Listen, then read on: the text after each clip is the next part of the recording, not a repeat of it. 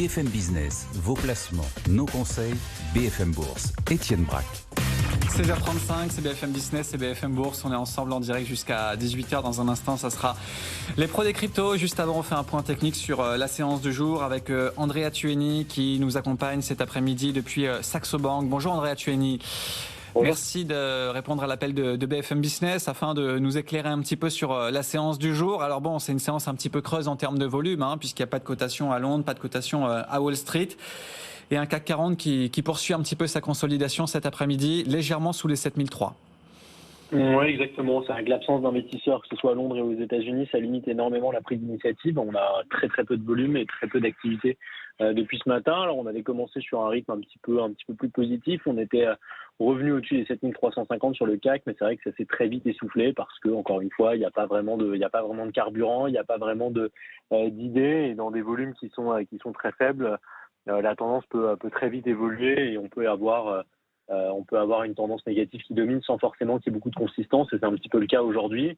On a des marchés qui sont aussi un peu attentistes. Alors certes, on a été rassuré ce week-end par l'accord de principe qui a été trouvé entre les républicains et les démocrates, et notamment Joe Biden et Kevin McCarthy, mais il y a encore un vote au Congrès qui doit intervenir un petit peu plus tard dans la semaine et qui sera décisif pour relever le plafond de la dette américaine et mettre derrière nous ce sujet de préoccupation pour les marchés. Et c'est vrai que c'est quand même assez positif déjà d'avoir obtenu cet accord de principe, et ça devrait pouvoir soulager les marchés. Après, il faut voir, il y a un autre sujet qu'on a déjà rappelé à plusieurs reprises, mais c'est vrai qu'il y a une question aujourd'hui qui est en suspens et qui peut être une menace à court moyen terme sur les marchés, c'est la question autour de la politique monétaire. On avait des marchés qui anticipaient encore la semaine dernière à 20, maximum 25%, une nouvelle hausse de taux de la Fed lors de la prochaine réunion. Cette probabilité, elle est montée au-dessus des 65%. Et donc c'est vrai que ça a été un petit peu accéléré avec évidemment les chiffres de l'inflation, le corps PCE en fin de semaine dernière qui est ressorti au-dessus des attentes, mais c'est vrai qu'on a un marché des taux ou un marché du Forex qui price de manière assez nette, qui reprice d'une manière assez nette ce changement de probabilité.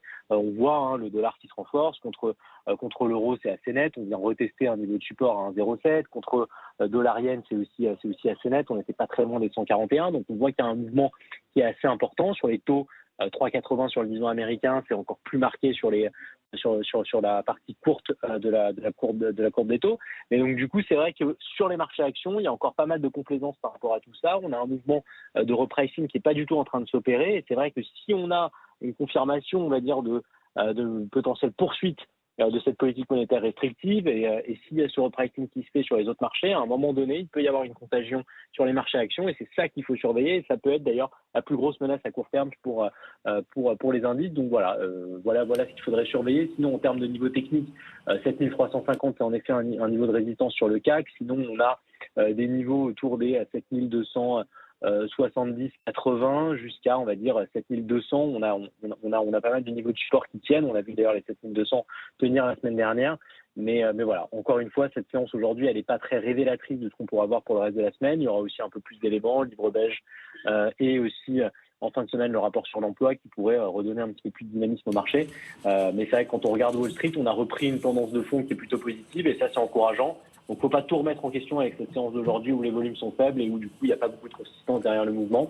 Et voilà, pour le moment, en tout cas, une séance en effet de consolidation, mais dans des volumes qui sont extrêmement faibles. Et comment vous expliquez le manque de réaction des marchés suite à cet accord de principe concernant le plafond de la dette, alors que la semaine dernière, c'était un sujet d'inquiétude? Là, visiblement, on se dirige vers un accord. Il n'y a pas de signature encore, mais le marché ne s'emballe pas. Non, le marché ne s'emballe pas. Alors après, en effet, c'était un sujet de préoccupation. Le fait qu'on ait obtenu cet accord de principe, il y en a eu d'autres la semaine dernière. Pour moi, ce qui a fait baisser le CAC, par exemple, la semaine dernière, c'est davantage les valeurs du luxe qui ont été chahutées et qui ont une forte pondération dans l'indice que justement cette inquiétude autour du relèvement du plafond de la dette, même si évidemment ça a joué et ça a contribué à créer un contexte un petit peu plus anxiogène pour les marchés la semaine dernière. Mais c'est vrai que globalement, l'accord qu'on a aujourd'hui, il peut générer une réaction plus positive. On l'a vu déjà, on avait un redressement du côté de Wall Street qui était beaucoup plus important. On est au-dessus de 4200 sur le S&P, donc on est sur des niveaux qui sont quand même très très soutenus. On n'a pas eu de baisse extrêmement prononcée la semaine dernière, donc du coup pour moi le mouvement qu'on observe aujourd'hui, c'est que voilà, il y a encore un vote qui doit arriver. Il y a en effet pas beaucoup de volume, donc du coup pas grand monde derrière ces écrans pour faire bouger ce marché, et du coup c'est assez compliqué de d'analyser les mouvements et de se dire qu'il y a un manque de réaction ou que le marché est insensible à ce qui s'est passé. Mais en effet, c'est vrai qu'en l'absence des investisseurs, notamment des investisseurs américains, on va se contenter d'attendre le vote avant d'avoir une réaction positive pour les marchés. Et puis après, derrière, il y a évidemment d'autres sujets de préoccupation qu'il faudra surveiller, dont on a parlé.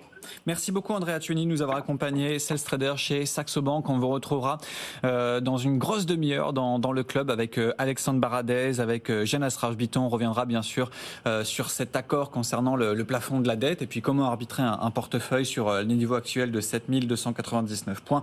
On verra tout cela dans un peu plus de 20 minutes. Mais tout de suite, c'est BFM Crypto. BFM Business, BFM Crypto, le club.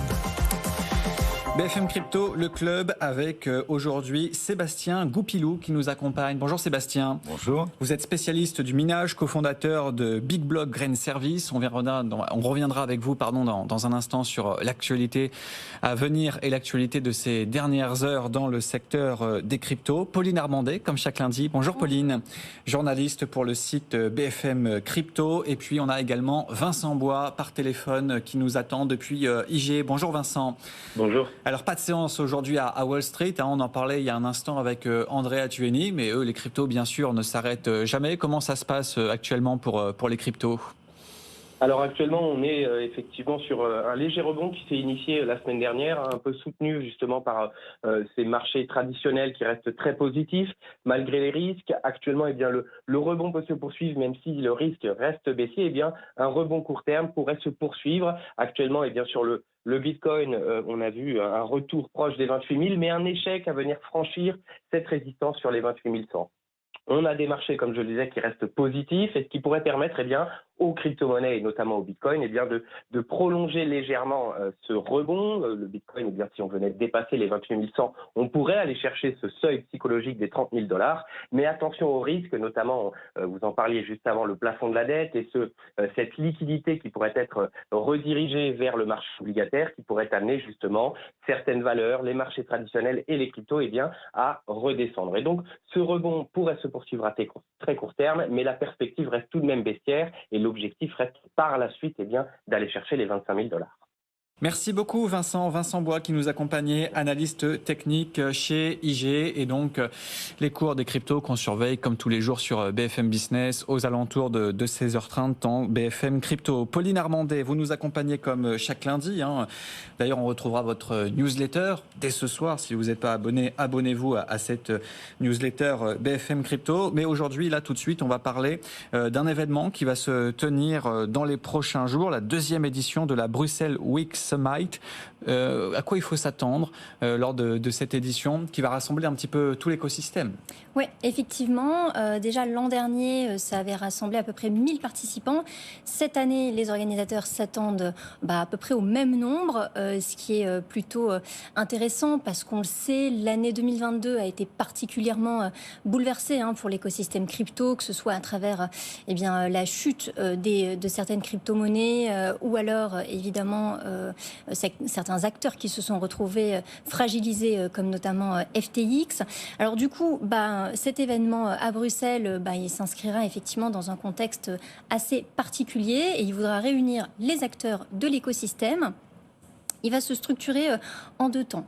Déjà, il y aura des événements gratuits qui s'adresseront à la fois à des initiés et en même temps à des personnes qui voudront s'intéressent à cet écosystème à travers, par exemple, il y aura un hackathon pour apprendre à coder, il y aura des expositions sur les NFT, il y aura aussi des workshops sur la tokenisation de l'immobilier et puis il y aura aussi donc 2 jours qui seront assez importants, donc les mercredis 7 et jeudi 8 juin, avec des acteurs de l'écosystème, notamment des régulateurs qui aborderont donc ce sujet crucial de la régulation des crypto-monnaies.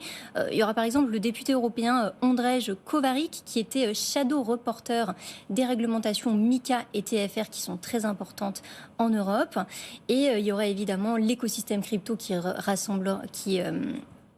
qui va représenter en masse donc au cours de cette conférence, par exemple la présidente de la DAN, Faustine Fleuret, mais aussi des sociétés crypto comme Kaiko et sa présidente Ambre Soubiran, ou encore Pierre Morisot, le cofondateur de Waltio. Voilà, des personnes que l'on connaît bien dans cette émission qui interviennent régulièrement. Il y aura également la question de la régulation qui fait débat et qui sera élaborée, qui sera plutôt abordée, je cherchais le mot, lors de cette deuxième édition. Effectivement, ça sera un sujet central puisque, on le rappelle, l'Europe a officiellement adopté sa réglementation européenne à travers ces 2 textes, à la fois MiCA et TFR. C'était fin avril, donc c'était tout récemment. C'est une réglementation qui contraindra beaucoup plus les acteurs crypto pour notamment éviter de nouveaux scandales, comme on a connu notamment au cours de l'année 2022, je le disais tout à l'heure, avec FTX. Et donc à ce sujet, j'ai interviewé notamment Raoul Ullens, qui est cofondateur de cet événement, de la Bruxelles Week Summit, et qui explique, selon nous, pour que les actifs digitaux fleurissent, un certain cadre doit être mis en place. Le monde du Web3, je cite, toujours ce dernier, a sa part de responsabilité. Il est temps qu'il prenne le temps de discuter avec les régulateurs et de les sensibiliser à cet écosystème crypto. Effectivement, cette question de la régulation et de la discussion entre les acteurs est assez importante. Je ne sais pas, peut-être si vous avez un avis à ce sujet, Sébastien, parce que vous étiez vous-même, vous aviez participé à l'édition de l'an dernier. Et donc, la régulation cette année. Ouais, j'ai participé en 2022 et je suis de nouveau speaker le 8 à Bruxelles. Donc je suis invité par Christophe de Beukeler, le député payé en Bitcoin. C'est lui qui organise cet événement avec Raoul Ullens. La déclaration de Raoul. Je dirais que c'est les régulateurs qui nous écoutent pas depuis longtemps. La discussion avec les régulateurs, tout l'écosystème y est prêt depuis très longtemps. Et d'ailleurs, on a fait beaucoup de choses avec le régulateur. Mais l'écosystème a toujours été à la disposition du régulateur. Depuis la commission Pierre Persson, tout l'écosystème s'est rendu volontaire et disponible pour discuter régulation. Et quels sont les thèmes que vous allez surveiller lors de cette nouvelle édition? Pauline l'a dit, il y a pas mal d'acteurs qui seront présents, mais le but, c'est aussi de débattre un petit peu des projets qui sont en cours, de la régulation, de ce qui se passe aux États-Unis. Alors, vous allez me dire, c'est un peu comme l'année dernière, mais oui et non, puisque c'est quand même un feuilleton. Tout ce qui se passe là sur la régulation aux États-Unis, on en parle chaque semaine, mais à chaque fois il y a une nouveauté. Alors oui, et notamment dans le mining. Vous avez vu que Biden propose une taxe spécifique pour les mineurs dans son pays. Alors moi, je vais à Bruxelles pour parler de ça, de l'écologie et du mining de Bitcoin. J'avais déjà fait un talk sur ce sujet-là l'année dernière. Donc là, j'ai hâte de rencontrer les régulateurs parce qu'on a quand même eu l'idée, les velléités d'interdire la proof of work en Europe, le mining. Donc j'ai hâte de parler aux régulateurs pour leur dire le bien fondé du mining et en quoi ça peut aider au développement du renouvelable. Comment aujourd'hui? Quel est votre pitch? Le pitch est simple, simplement si on veut avoir plus de renouvelables, quand on a besoin d'alimenter un pays avec du renouvelable et qu'on ne fait que du renouvelable, qu'on n'a pas le support du gaz ou du charbon, on est obligé d'avoir une puissance installée très supérieure à la demande pour pouvoir gérer les pics. Donc quand vous avez une puissance installée très supérieure à ce que vous êtes en capacité de vendre, vous avez des surplus, ce qu'on appelle de l'extra-capacité. Et nous, on le voit dans tous les pays où on travaille, où il y a une grosse dominance du renouvelable, le mining est très important dans ce cadre-là. Donc le but, c'est d'utiliser l'électricité qui est entre guillemets perdue. Absolument. Afin de miner du Bitcoin, mais pas que. Afin de miner du Bitcoin, moi c'est tout ce que je sais faire. Ah oui, vous minez pas d'autres cryptos? Non, du tout. Non. Pourquoi? Je sais pas. Comment ça se fait? Parce que le mining de Bitcoin, c'est déjà en soi une activité qui est risquée. Donc nous, on ne veut pas ajouter le risque des altcoins qui sont beaucoup plus volatiles et pour lesquels on n'a pas confiance sur le long terme. Nous, on fait miner du Bitcoin à nos clients, ils ont un stock de Bitcoin et voilà, le Bitcoin, on est certain de sa solidité, ce qui n'est pas le cas des autres cryptos. En tout cas, Pauline, c'est la semaine prochaine, cet événement. Quels sont les autres éléments à regarder? Parce que vous avez dit, il y a pas mal d'acteurs qui seront présents. Après, on voit quand même que l'Europe est un petit peu en recul sur certains sujets et par rapport à cet événement aussi. Effectivement, l'Europe, et notamment à travers sa capitale, Bruxelles, parce que c'est assez paradoxal, c'est à Bruxelles que des réglementations ont été discutées et établies, notamment pour l'écosystème des cryptoactifs. Mais en Europe, Bruxelles, en tant que capitale européenne et belge, elle reste assez à la traîne par rapport aux autres acteurs. Je pense notamment à la France.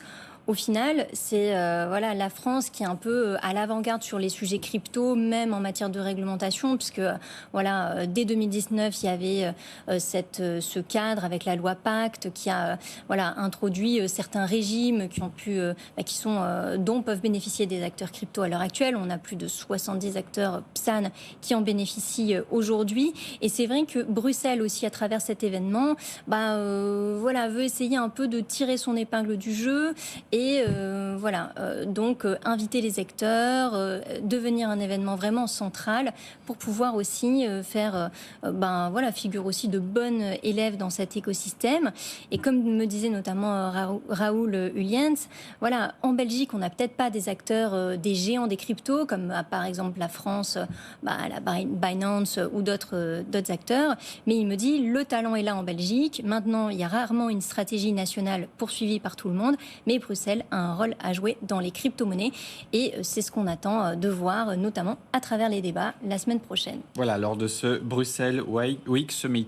Merci beaucoup, Pauline Armandet. Vous restez avec nous. On est ensemble jusqu'à 17h dans ce club BFM Crypto. Mais on va aussi faire de la pédagogie avec vous. Puis on va revenir un petit peu sur un débat d'actualité. Sébastien Gouspilou, cofondateur de Big Block Green Service, notamment sur cette pilule orange. Alors, orange peel, on choisit, si on veut le dire en français, en anglais. C'est quoi cette pilule orange qu'on essaye de faire avaler ? Alors c'est intéressant, la pilule orange, c'est pas une pilule physique, c'est une pilule virtuelle. On dit à tort que le Bitcoin est une monnaie virtuelle, c'est une monnaie numérique, mais là la pilule orange n'existe pas évidemment. On dit qu'on a orange pilé quelqu'un ou que quelqu'un a pris sa pilule orange quand il a compris tout le bien fondé de Bitcoin et qu'il devient un Bitcoiner. Voilà. Alors c'est d'actualité parce que là il y a une initiative qui est très récente. On repart en Belgique là de Maïs Poppins, qui est une tweetos qui a interpellé la communauté européenne des bitcoiners pour leur dire on devrait suivre le mouvement américain. Aux États-Unis, ils ont offert le livre de Saifedean Ammous, le Bitcoin Standard, à tous les congressmen. Et donc là, l'idée est d'offrir ce livre-là à tous les députés européens. Et donc, on peut dire que si ces députés ont reçu ce livre et qu'ils en ont tiré quelque chose de positif de Bitcoin, ils auront été orange pilled. Voilà, c'est comme ça que ça fonctionne. Mais vous, justement, qu'est-ce que vous pensez de cette initiative ? Est-ce que vous pensez que c'est vraiment utile ? Enfin, moi, par exemple, quand je lis les propos de Jacques Favier sur son blog qui explique que... en fait, si les gens veulent vraiment comprendre Bitcoin, il suffit aussi de lire le white paper de Satoshi Nakamoto et pas forcément d'autres livres. Vous, quel est votre avis à ce sujet ? J'ai un peu le même avis que Jacques Favier, surtout que le bouquin d'Ammous est difficile d'accès. Et moi, je pense que les députés vont pas le lire. Donc c'est une opération de communication. Si on a un député qui le lit et qui change d'avis sur le Bitcoin, c'est une réussite. Donc toutes les initiatives sont bonnes à prendre. Encore une fois, moi je pense que c'est un bouquin costaud. Si les gens sont pas prêts à le lire, qu'ils n'ont pas envie de s'intéresser à Bitcoin, le fait de le recevoir gratuitement va pas forcément les y encourager. Mais sinon, l'initiative dans tous les cas est intéressante. Ça fait aussi parler du Bitcoin et puis les députés ne peuvent pas dire qu'ils n'ont pas un document de travail parce que ce livre est quand même très intéressant. Mais si on revient sur le terme orange pilé, est-ce que vous pouvez nous dire déjà concrètement, je sais pas, si on prend des cas en France ou ailleurs, à l'international, qu'est-ce que ça signifie vraiment ? La plus grosse pilule orange qui a été distribuée, la plus connue, c'est celle qu'a prise le président Bukele, qui est devenu un bitcoiner au point de rendre Bitcoin monnaie légale. Nous aussi, on fait un travail de conviction avec les gouvernements qu'on rencontre. Voilà, c'est simplement discuter du Bitcoin pour, de manière en général assez informelle, réussir à faire comprendre l'intérêt de Bitcoin à nos interlocuteurs. Oui, mais peut-être qu'il y a aussi un aspect, il y a aussi pas mal de stéréotypes qui peuvent être entourés, attachés à l'idée de Bitcoin, de sa communauté, de l'aspect Bitcoin, est-il une secte ou non ? Enfin, est-ce qu'il y a une secte autour de Bitcoin ? Et le fait de dire orange pilé, ça peut aussi s'apparenter à ce type de problématique, non ? Oui, si c'était... on a lu dans Le Monde la semaine dernière que la fonction de Bitcoin était de créer une forme de culte. C'est pas du tout la fonction de Bitcoin. Il n'y a pas notion de pilule orange dans le white paper de Nakamoto. C'est venu après en référence à Matrix, bien sûr, le choix entre la pilule rouge et la pilule bleue. Et c'est devenu la pilule orange. Mais c'est quelque chose qui est totalement spontané. Il n'y a pas une autorité du Bitcoin qui explique aux gens comment on doit distribuer les pilules oranges et s'il faut les distribuer. Il n'y a aucune obligation. Voilà, quand on est convaincu que quelque chose est bon pour notre interlocuteur, est bon pour l'humanité, on a envie de le partager avec lui. C'est de là que vient cette force de conviction des bitcoiners. Mais voilà, il n'y a pas un plan pilule orange qui est prévu dans la création de Bitcoin par Satoshi Nakamoto.